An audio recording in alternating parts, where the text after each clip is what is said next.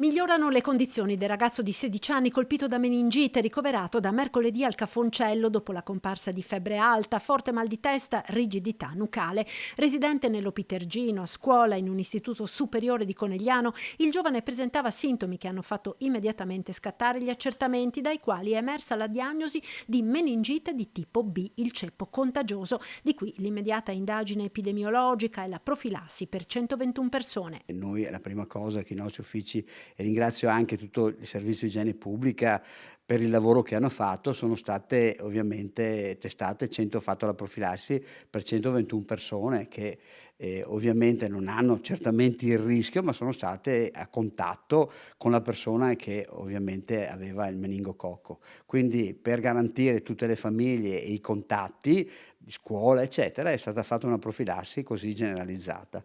Nello specifico sono state sottoposte a profilassi antibiotica 20 persone tra familiari e amici, 43 tra compagni di classe ed insegnanti, 23 soccorritori ed operatori sanitari, 28 altri contatti extrascolastici del sedicenne. Attualmente lo studente presenta una sintomatologia contenuta con un decorso clinico favorevole.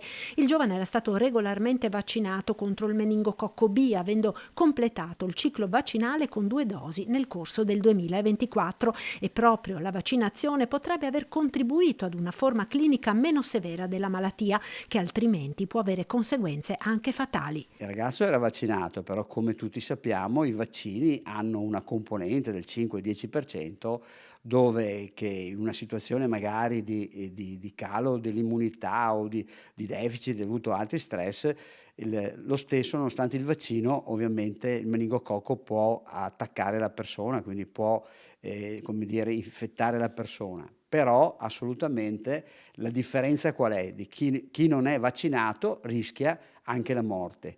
Chi è vaccinato, ecco, come il caso del nostro ragazzo, del nostro giovane, prende la patologia, ma poi ovviamente come ne sta uscendo sta meglio e non ha ovviamente altre sequele importanti. La situazione è costantemente monitorata. L'ULSS 2 rassicura la popolazione in quanto sono state adottate tutte le misure di prevenzione previste per la tutela della salute pubblica.